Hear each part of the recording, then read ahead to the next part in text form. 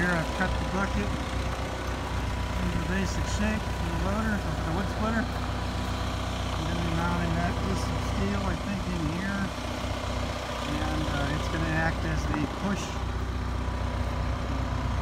This bucket was in even worse shape than I thought.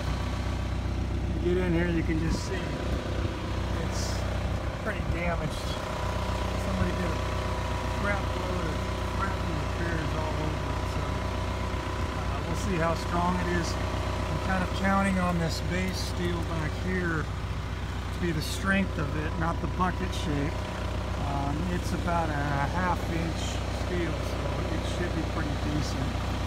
The bucket components are pretty trashed. I don't think I did any harm cutting it open. You could have used it, but it was definitely light duty at best. I'll find another use for this.